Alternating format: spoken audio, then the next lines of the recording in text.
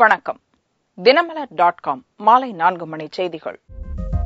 முக்கிய நிகழ்வுகள். துவங்கியது சட்டசபை. நிதியமைச்சர் இருக்கையில் முதல்வர் OPS. எதிர்க்கட்சிகள் வெளிநடப்பு. திமுக MLA வெளியேற்றம். கருணாநிதி ஏமாற்றம். மதுரை கிரானைட் முறைகேடு தொடர்பான சகாயம் குழு விசாரணை துவக்கம். பொதுமக்கள் சரமாரி புகார். காவிரியின் குறுக்கே கர்நாடகா அணை கட்டுவதற்கு கடும் எதிர்ப்பு. மறியல் போராட்டத்தால் ஸ்தம்பித்தது டெல்டா பகுதி. விரிவான செய்திகள். தமிழக சட்டசபை வியாழனன்று துவங்கியது. புதிய முதல்வராக பொறுப்பேற்றுள்ள பன்னீர்செல்வம் ஏற்கனவே அமர்ந்து வந்த தனது நிதியமைச்சர் இருக்கையிலேயே அமர்ந்தார். அவருக்கு ஸ்டாலின் உள்ளிட்ட எதிர்க்கட்சித் தலைவர்கள் வாழ்த்து தெரிவித்தனர். சொத்து சேர்ப்பு வழக்கில் முதல்வர் ஜெயலலிதா பதவி இழந்ததை தொடர்ந்து நிதியமைச்சராக இருந்த பன்னீர்செல்வம் முதல்வராக பொறுப்பேற்றார். ஏற்கனவே முதல்வராக பன்னீர்செல்வம் இருந்தபோதும் சட்டசபை அப்போது நடக்கவில்லை. அதிமுக ஆட்சியில் முதல்வராக ஜெயலலிதா இல்லாத நிலையில் பன்னீர்செல்வம் முதல்வரான நிலையில் முதல் சட்டசபை கூட்டம் வியாழனன்று நடந்தது. காலையில் சபைக்கு வந்த திமுக தலைவர் கருணாநிதி தனக்குரிய இருக்கை வசதி செய்து தரப்படாததால் கூட்டத்தில் பங்கேற்கவில்லை என்று கூறிவிட்டு சென்றார். எதிர்க்கட்சித் தலைவர் விஜயகாந்த் சட்டசபைக்கு வரவில்லை. இந்நிலையில் முதல்வர் பன்னீர்செல்வம் முதல்வருக்கான இருக்கையில் அமராமல் நிதியமைச்சர் பதவிக்காக ஒதுக்கப்பட்ட இருக்கையில் அமர்ந்தார். நிதி பொறுப்பையும் அவரே கூடுதலாக கவனித்து வருகிறார். முதல் நாளில் பால் விலை உயர்வு, 110 விதி மீதான தற்போதைய நிலை உள்ளிட்ட 3 கவன ஈர்ப்பு தீர்மானங்கள் எடுத்துக் கொள்ளப்பட்டன. ஜெயலலிதா வாசித்த 110 விதியின் கீழ் அறிவித்த திட்டங்கள் தொடர்பாக முதல்வர் பன்னீர்செல்வம் 1 மணி நேரம் பதிலுரை வழங்கினார். பால் விலை தொடர்பாக விளக்கம் அளித்த போது அரசியல் கட்சித் தலைவர்கள் வீட்டில் ஆவின் பால் கொள்முதல் செய்வது தொடர்பான புள்ளி விவரங்களை தெரிவித்தார். கேள்வி நேரம் உள்ளிட்ட பேச வாய்ப்பு கிடைத்த போதெல்லாம் அதிமுக உறுப்பினர்கள் மக்கள் முதல்வர் என்று சொல்ல தவறவில்லை. முன்னதாக சபை துவங்குவதற்கு முன்னர் முதல்வர் பன்னீர்செல்வத்தை நேரில் சந்தித்த சட்டசபை திமுக தலைவர் ஸ்டாலின் அவருக்கு வாழ்த்து தெரிவித்தார். சட்டசபையிலிருந்து எதிர்க்கட்சிகள் வெளிநடப்பு செய்த நிலையில் திமுக MLA அன்பழகன் வெளியேற்றப்பட்டார். தமிழக சட்டசபையின் குளிர்கால கூட்டத்தொடர் வியாழனன்று துவங்கியது. கேள்வி நேரத்திற்கு பின்னர் கூட்டத்தொடரை நீட்டிக்க வேண்டும் என்று எதிர்க்கட்சிகள் கோரிக்கை எழுப்பின. இதுகுறித்து சபாநாயகர் தனபால் பேச அனுமதி மறுக்கவே தேமுதிக, திமுக, காங்கிரஸ், கம்யூனிஸ்ட் கட்சியினர் வெளிநடப்பில் ஈடுபட்டனர். தமிழ்நாட்டில் நிலவிக் கொண்டிருக்கக்கூடிய பல முக்கியத்துவம் வாய்ந்த பிரச்சனைகளை பேசுவதற்கு நேரம் இருக்காது. எனவே இதை குறைந்தபட்சம் 5 நாட்கள், ஒரு 7 நாட்களாவது கூட்டிட வேண்டும். தொடர்ந்து நாங்கள் மட்டுமல்ல, எல்லா கட்சியினுடைய தலைவர்களும் ஏற்கனவே நேற்றைக்கு நடந்திருக்கக்கூடிய அலுவலாய்வு குழு கூட்டத்திலையும் எடுத்து வைத்து அதை அவர்கள் கேட்கவில்லை. அதனால்தான் அங்க கூட்டத்திலிருந்து வெளிநடப்பு செய்து அவர்கள் அதை கண்டித்திருக்கிறார்கள். ஆக அந்த நிலையை இப்பொழுது அந்த அவையிலே நாங்கள் சுட்டிக்காட்டி எங்களுடைய கண்டனத்தை தெரிவிக்கக்கூடிய வகையில் திராவிட முன்னேற்றக் கழகத்தின் சார்பில் நாங்கள் வெளிநடப்பு செய்திருக்கிறோம். இன்னைக்கு சட்டமன்றத்தில் நீங்க பார்த்திருக்கலாம், கேள்வி நேரத்தில் கூட அமைச்சர்கள் பதில் சொல்றப்போ மக்கள் முதல்வர் அம்மையார் ஜெயலலிதாவுடைய உத்தரவுப்படி, அவருடைய ஆணைப்படி, அவருடைய அறிவுரைப்படி திட்டங்கள் நிறைவேற்றப்படும் என்று சொல்லக்கூடிய நிலை இருக்கிறது என்று சொன்னால், நாங்கள் ஏற்கனவே சொல்லியிருக்கிறோம், இந்த ஆட்சி ஒரு பினாமி ஆட்சி. ஆக பினாமி ஆட்சியை நடத்துகிற முதலமைச்சராக இருக்கக்கூடிய பன்னீர்செல்வம் அவர்களாக இருந்தாலும் அமைச்சர்களாக இருந்தாலும் இதற்கெல்லாம் பதில் சொல்வதற்கு தயாராக இல்லை என்ற நிலையில தான் அதை இன்றைக்கு அவர்கள் புறக்கணித்திருக்கிறார்கள் என்று நாங்கள் கருதுகிறோம். ஒரு தமிழக முதல்வர் பன்னீர்செல்வம் பேப்பர்லாம் பார்த்தா உள்ளார போனா முதல்வர் சீட் அவர் இல்ல. அப்புறம் பார்த்தா பக்கத்தில் உட்காந்துக்கிறாரு. அவருடைய கட்சி உறுப்பினர்களை அவர் முதல்வராக ஏற்றுக்க மாட்டேங்கிறாங்க. மக்களின் முதல்வர்னு இந்த சபாநாயகர் தான் கன்விக்டட் குற்றவாளின்னு எங்களுக்கெல்லாம் அனுப்பிச்சாரு. கன்விக்டட் குற்றவாளி இடம் காலியா இருக்குது அனுப்பிச்சாரு. ஆனா அவரே மக்களின் முதல்வர் தான் சொல்றாங்களா ஒழிய, இப்பொழுதும் அமைச்சர்கள் எந்த கேள்வி கேட்டாலும் பதில் சொன்னாலும் மக்களுடைய முதல்வர் கேட்டு பரிசீலனை எடுத்துக்கிறாரு. ஒரு கன்விக்டட் குற்றவாளிகளை கேட்டு இந்த தமிழ்நாடு சட்டமன்றம் நடக்குதா என்பதுதான் எங்களுடைய தேமுதிக கேள்வி. அது மட்டுமல்ல, மக்கள் என்ன கேட்கிறாங்கன்னா, மக்களின் முதல்வர் குற்றவாளி ஜெயலலிதா என்று சொன்னால் தமிழக முதலமைச்சராக பன்னீர்செல்வம் என்னவென்று மக்களுக்கு அவர்கள் விளக்க வேண்டும். அவர் எதுக்கு முதல்வராக இருக்கணும்? Walk over reason Kaveri delta மாவட்டங்களில் இன்று 500 இடங்களில் விவசாயிகள் போராட்டம் நடத்துறாங்க. கர்நாடகாவில் அணை கட்டக்கூடாதுன்னு அதை பற்றி விவாதிக்கிறதுக்கு டைம் கேட்டா விடமாட்டேன்னு சொன்னால் அதை கண்டித்து தேமுதிக சார்பில் வெளிநடப்பு செய்திருக்கிறோம். இந்நிலையில் முதல்வர் பன்னீர்செல்வம் சிறப்பு தீர்மானத்தின் மீது பதிலுரை வழங்கிக் கொண்டிருந்த போது திமுக எம்எல்ஏ அன்பழகன் குறுக்கிட்டதாக கூறி சபாநாயகர் தனபால் அவரை சபையிலிருந்து வெளியேற்ற உத்தரவிட்டார். இதையடுத்து அன்பழகன் வெளியேற்றப்பட்டார்.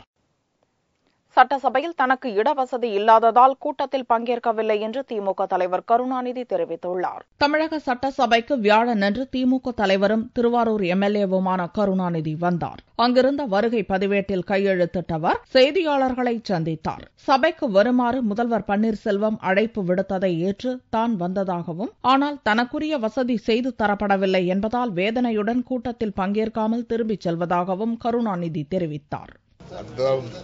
திரும்பியதற்கு காரணம் எங்களுக்கு எந்தவிதமான வசதியும் நான் பல முறை கேட்டுக்கொண்டும் கூட பத்திரிகை வாயிலாக தெரிவித்தும் கூட மாறுங்கள் என்று என்னை பன்னீர்செல்வம் அவர்கள் மரியாதையாக அழைத்தும் கூட இங்கே வந்தால் உட்கார்வதற்கு எந்த இடமும் இல்லை, வசதியும் இல்லை, எந்த ஏற்பாடும் இல்லை. ஆகவே நான் அந்த ஏற்பாடுகள் எல்லாம் நடந்துகிற நேரத்தில் வரலாம் என்ற ஆதங்கத்தோடு உங்களிடமிருந்து இப்பொழுது விடைபெற்றுக் கொள்கின்றேன். சட்டசபை கூட்டத்தொடரை 3 நாட்கள் மட்டுமே நடத்துவதற்கு திமுக உள்ளிட்ட எதிர்க்கட்சிகள் எதிர்ப்பு தெரிவித்துள்ளதை சுட்டிக்காட்டிய கருணாநிதி, தமிழகத்தில் விவாதிக்கப்பட வேண்டிய பல்வேறு முக்கிய பிரச்சினைகள் குறித்த தனது அறிக்கையை பத்திரிகையாளர்கள் மத்தியில் வாசித்துவிட்டு சென்றார். ஐஏஎஸ் அதிகாரி சகாயத்திடம் கிரானைட் குவாரி பாதிப்பு குறித்து பொதுமக்கள் ஏராளமானோர் புகார் மனு அளித்து வருகின்றனர். மதுரை கிரானைட் குவாரி முறைகேடு தொடர்பாக ஐஏஎஸ் அதிகாரி சகாயம் தலைமையிலான குழு தனது விசாரணையை துவக்கியுள்ளது. கனிம வளத்துறை அலுவலகத்தில் நடந்த கூட்டத்தில் குவாரிகளால் நீராதாரங்கள் மற்றும் விளைநிலங்கள் பாதிக்கப்பட்டது குறித்த தகவல்களை அளிக்க அதிகாரிகளுக்கு சகாயம் புதனன்று அறிவுறுத்தினார். 2வது நாளாக வியாழக்கிழமை அன்று ஐஏஎஸ் அதிகாரி சகாயம் பொதுமக்களிடம் புகார் மனுக்களை பெற்றார். பிஆர்பி நிறுவன முறைகேடு குறித்தே மக்கள் பெரும்பாலானோர் புகார் அளித்தனர். PK செல்வராஜ் மற்றும் பிஆர்பி சுரேஷ்குமார் இவங்க 3 பேரும் சேர்ந்து என்னுடைய நிலத்தை கிரானைட் கல்வி கற்களை கொட்டி என்னுடைய வாய்க்கால் அழிச்சு நிலத்தை ஆக்கின பண்ணிக்கிட்டாங்க. அது சம்பந்தமா ஐயா சகாயம் ஐயா அவர்களுக்கு மனு கொடுக்க வந்திருக்கேன். கிரானைட் முறைகேடு தொடர்பாக ஐஏஎஸ் அதிகாரி சகாயம் உரிய நடவடிக்கை எடுப்பார் என்று பொதுமக்கள் நம்பிக்கை தெரிவித்த நிலையில் வெள்ளிக்கிழமை முதல் கள ஆய்வு துவங்குகிறது. காவிரியின் குறுக்கே கர்நாடக அரசு அணை கட்டுவதை கண்டித்து டெல்டா மாவட்ட விவசாயிகள் மறியல் போராட்டத்தில் ஈடுபட்டனர். கர்நாடக அரசு மேகதாது என்ற இடத்தில் காவிரி ஆற்றின் குறுக்கே அணை கட்டும் முயற்சியை கண்டித்து டெல்டா மாவட்ட விவசாயிகள் வியாழனன்று மறியல் போராட்டத்தில் ஈடுபட்டனர். இதுகுறித்து தமிழக சட்டசபையில் தீர்மானம் நிறைவேற்ற வேண்டும் என்று விவசாயிகள் வலியுறுத்தினர். கர்நாடக மாநில அரசு நடுவர் மன்ற தீர்ப்புக்கு விரோதமாக காவிரியின் குறுக்கே அணை கட்டுவதை கண்டித்தும் மத்திய அரசாங்கம் உடனடியாக தலையிட்டு கர்நாடக அரசுடைய இந்த முயற்சியை தடுக்க வேண்டும் என்று வற்புறுத்தியும் இந்த போராட்டத்தை நடத்தி கொண்டிருக்கிறோம். தமிழ்நாடு அரசாங்கம் தமிழக சட்டமன்றத்தில் இன்றைக்கு அனைத்து கட்சிகளுடைய ஆதரவோடு கர்நாடக மாநில அரசுடைய இந்த முயற்சியை கண்டித்தும் மத்திய அரசு தலையிட்டு தடுக்க வேண்டும் என்று வற்புறுத்தி ஏகமனதாக ஒரு தீர்மானத்தை நிறைவேற்றுவதற்கு முன்வர வேண்டும் என்று நாங்கள் வற்புறுத்தி கேட்டுக்கொள்கிறோம். திருச்சியில் முன்னாள் அமைச்சர் நேரு தலைமையில் மறியல் நடந்தது. திருவாரூர் மாவட்டம் திருத்துறைப்பூண்டி, பள்ளங்கோயில், கோட்டூர் உட்பட பல்வேறு பகுதிகளில் விவசாயிகள் சாலை மறியலில் ஈடுபட்டனர். விவசாயிகளின் போராட்டத்திற்கு திமுக மற்றும் கம்யூனிஸ்ட் கட்சி உட்பட பல்வேறு அமைப்புகள் ஆதரவு தெரிவித்த நிலையில் மறியலில் ஈடுபட்டவர்கள் அனைவரும் கைது செய்யப்பட்டு மாலையில் விடுவிக்கப்பட்டனர். மத்திய அமைச்சர் நிரஞ்சன் ஜோதி மன்னிப்பு கேட்டுள்ளதை கருத்தில் கொண்டு சபை அலுவல் சுமூகமாக நடக்க ஒத்துழைக்க வேண்டும் என பிரதமர் நரேந்திர மோடி வலியுறுத்தியுள்ளார். டெல்லி தேர்தல் பிரச்சார கூட்டத்தில் சர்ச்சைக்குரிய கருத்தை தெரிவித்த மத்திய இணையமைச்சர் நிரஞ்சன் ஜோதியை நீக்க கோரியும் பிரதமர் மோடி விளக்கமளிக்க கோரியும் பார்லிமென்டில் காங்கிரஸ் உள்ளிட்ட எதிர்க்கட்சிகள் அமளியில் ஈடுபட்டன. இதனால் செவ்வாய் புதன் கிழமைகளில் ராஜ்யசபா முழுவதுமாக முடங்கின. இதனால் வியாழனன்று ராஜ்யசபாவில் மோடி விளக்கம் அளித்தார். அமைச்சர் ஜோதியை கடுமையாக தான் கண்டித்ததாக கூறிய மோடி இதுபோன்ற வார்த்தைகளை பயன்படுத்துவதை மக்கள் பிரதிநிதிகள் தவிர்க்க வேண்டும் என்று சுட்டிக்காட்டினார். முதன்முறையாக எம்பியாகவும் அமைச்சராகவும் உள்ள நிரஞ்சன் ஜோதி மன்னிப்பு கேட்டதை சுட்டிக்காட்டிய மோடி அவரது மன்னிப்பை சபை உறுப்பினர்கள் பெருந்தன்மையுடன் ஏற்றுக்கொண்டு நாட்டு நலன் கருதி சபை அலுவல் சுமூகமாக நடக்க ஒத்துழைக்க வேண்டும் என்று வேண்டுகோள் விடுத்தார். इस सदन में इतने वरिष्ठ लोग बैठे हैं, इतने अनुभवी लोग बैठे हैं, कि क्षमा के प्रति उनका भाव क्या रहता है हम भली भांति परिचित हैं। मैं सदन को आग्रह करूंगा कि जब मंत्री जी ने क्षमा मांगी है, मंत्री जी ने क्षमा मांगी है, व्हाट इज दिस, मैं सदन से आग्रह करूंगा, मैं प्रार्थना करूंगा कि जब मंत्री श्री ने क्षमा मांगी है, और हम सबके लिए एक संदेश भी है, आगे से हम भी सभी लोग इन सारे डूज एंड डोंट्स के विषय में कोई मर्यादाएं न तोड़ें, और मैं सदन से आग्रह करूंगा कि हम देश हित में अपने कार्य को और आगे बढ़ाएं। பிரதமரின் விளக்கத்தை எதிர்க்கட்சிகள் ஏற்க மறுத்தன.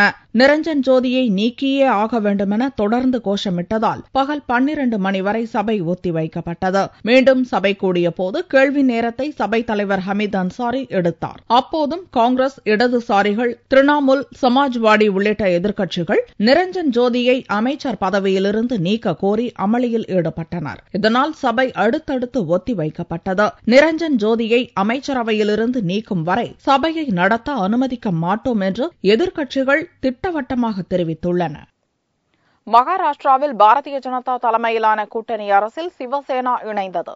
சிவசேனாவுக்கு 12 அமைச்சர் பதவிகள் வழங்கப்படும் என்று முதல்வர் பட்னவிஸ் அறிவித்துள்ளார். மகாராஷ்டிர மாநில முதல்வராக தேவேந்திர பட்னவிஸ் அக்டோபர் 31ஆம் தேதி பொறுப்பேற்றார். 288 எம்எல்ஏக்களை கொண்ட மகாராஷ்டிர சட்டசபையில் பாரதிய ஜனதாவின் பலம் 122ஆக இருப்பதால் மைனாரிட்டி அரசையே பட்னவிஸ் அமைத்தார். பட்னவிஸ் அரசுக்கு நிபந்தனையற்ற ஆதரவு அளிப்பதாக முதலில் கூறிய தேசியவாத காங்கிரஸ் கட்சி தலைவர் சரத்பவார் சில நாட்களுக்கு முன் திடீரென பல்டி அடித்தார். பட்னவிஸ் அரசு விரைவில் கவிழும் என்றும் மகாராஷ்டிராவுக்கு திடீர் தேர்தல் வரும் என்றும் சரத்பவார் கூறியதைத் தொடர்ந்து சிவசேனா கட்சியுடன் இணைந்து கூட்டணி அரசு அமைப்பது குறித்த பேச்சுவார்த்தையை பாரதிய ஜனதா துவக்கியது. இப்பேச்சுவார்த்தையில் உடன்பாடு ஏற்பட்டதைத் தொடர்ந்து மகாராஷ்டிர கூட்டணி அரசில் சிவசேனா இணைந்துள்ளதாக முதல்வர் பட்னவிஸ் மும்பையில் வியாழனன்று அதிகாரப்பூர்வமாக அறிவித்தார். வெள்ளியன்று மாலை மகாராஷ்டிர அமைச்சரவை விரிவாக்கம் செய்யப்படும் போது சிவசேனாவின் 12 அமைச்சர்கள் பதவியேற்பார்கள் என்று பட்னவிஸ் கூறினார். சிவசேனாவுக்கு 5 கேபினெட் அமைச்சர் பதவிகளும் 7 இணை அமைச்சர்களும் வழங்க இருப்பதாகவும் பட்னவிஸ் தெரிவித்தார். பட்னவிஸ் தலைமையிலான அமைச்சரவையில் தற்போது 8 கேபினெட் அமைச்சர்கள், 2 இணை அமைச்சர்கள் இடம்பெற்றுள்ளனர். மகாராஷ்டிராவில் 25 ஆண்டுகளுக்கும் மேலாக நீடித்த பாரதிய ஜனதா சிவசேனா இடையிலான கூட்டணி கடந்த அக்டோபரில் நடந்த சட்டசபை தேர்தலுக்கு முன் உடைந்தது. இப்போது மகாராஷ்டிர அரசில் சிவசேனா இணைந்திருப்பதன் மூலம் மீண்டும் இரு கட்சிகளும் ஓரணியாக கைகோர்த்துள்ளன. பூரண மதுவிலக்கு கொண்டு வர வேண்டும் என்று வலியுறுத்தி தமிழகம் முழுவதும் மதிமுகவினர் கண்டன ஆர்ப்பாட்டம் நடத்தினர். பூரண மதுவிலக்கு கொண்டு வர வலியுறுத்தி தமிழகம் முழுவதும் வியாழனன்று மதிமுகவினர் கண்டன ஆர்ப்பாட்டம் நடத்தினர். சென்னை கலெக்டர் அலுவலகம் அருகில் நடந்த போராட்டத்தில் பொதுச் செயலாளர் வைகோ கலந்து கொண்டார். டாஸ்மாக் மது விற்பனை குறித்து சென்னை உயர்நீதிமன்றம் சவுக்கால் அடித்தது போல் கேள்வி எழுப்பியுள்ளதை சுட்டிக்காட்டிய வைகோ மதுவுக்கு எதிராக மக்களை தயார்படுத்தும் போராட்டம் துவங்கியுள்ளதாக கூறினார். நேற்றைய தினம் சென்னை உயர்நீதிமன்றத்தினுடைய நீதிபதி நீதியரசர் கிருபாகரன் அவர்கள் சவுக்கால் அடிப்பதை போல மத்திய மாநில அரசுகளுக்கு சில கேள்விகளை கேட்டிருக்கிறார். குடிக்க தண்ணீர் இல்லை பல ஊர்களில், ஆனால் சாராயம் வெள்ளமாக பெருக்கெடுத்து ஓடுகிறது. தமிழ்நாட்டில் தான் இந்தியாவில் அதிக சாலை விபத்துக்கள் ஏற்படுகின்றன. இதற்கெல்லாம் காரணம் மதுவின் போதை. குடித்துவிட்டு ஓட்டக்கூடாது என்று சொல்லிவிட்டு சாலை ஓரத்திலே மதுக்கடைகள், டாஸ்மாக் கடைகள் ஏன் திறந்து வைக்கிறீர்கள்? உயர்நீதிமன்றம் ஏற்கனவே அகற்ற சொன்னது, இந்த அரசு கேட்கவில்லை. அடுத்து கேட்கிறார், அரசியல் சட்டத்தின் 47வது பிரிவின்படி முழு மதுவிலக்கை அமுல்படுத்த வேண்டும் என்ற நெறிமுறை வகுக்கப்பட்டிருக்கிற போது எப்படி நீங்கள் இந்த சாராய கடைகளையும் மதுக்கடைகளையும் ஒயின் ஷாப்புகளையும் திறக்கிறீர்கள்? இன்றைக்கு நடைபெறுகிற போராட்டம் தமிழ்நாடு புறாவும் நடக்கிறது. இது மக்களை ஆயத்தப்படுத்துகிற போராட்டம், அரசாங்கத்துக்கு எச்சரிக்கை விடுக்கிற போராட்டம். டாஸ்மாக் மதுவால் ஏற்படும் அவலங்களை விளக்கிய வைகோ இது தொடர்பான போராட்டம் தீவிரமடையும் என்று தெரிவித்துள்ளார். தர்மபுரி அருகே பள்ளத்தில் கார் கவிழ்ந்து விபத்துக்குள்ளானதில் ஒரே குடும்பத்தைச் சேர்ந்த 3 பேர் சம்பவ இடத்திலேயே பரிதாபமாக உயிரிழந்தனர். கேரள மாநிலம் பாலக்காடு பகுதியைச் சேர்ந்த சந்தோஷ் தனது குடும்பத்துடன் பெங்களூர் சென்றுவிட்டு காரில் ஊர் திரும்பினார்.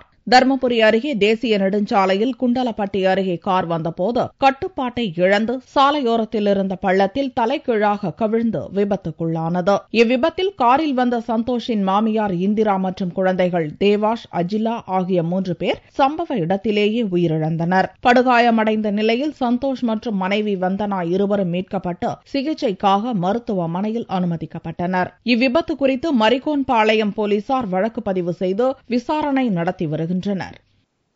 தங்கத்தின் விலையில் வியாழக்கிழமையன்று ஒரு சவரனுக்கு 8 ரூபாய் குறைந்திருந்தது. ஒரு சவரன் தங்கம் 19,752 ரூபாய்க்கு விற்பனையானது. 1 கிராம் ஆபரண தங்கம் 2,469 ரூபாயாக இருந்தது. வெள்ளி 1 கிராமுக்கு 20 காசுகள் குறைந்து 39 ரூபாய் 40 காசுகளுக்கு விற்பனையானது. பார்வெள்ளியின் விலை 36,840 ரூபாயாக இருந்தது.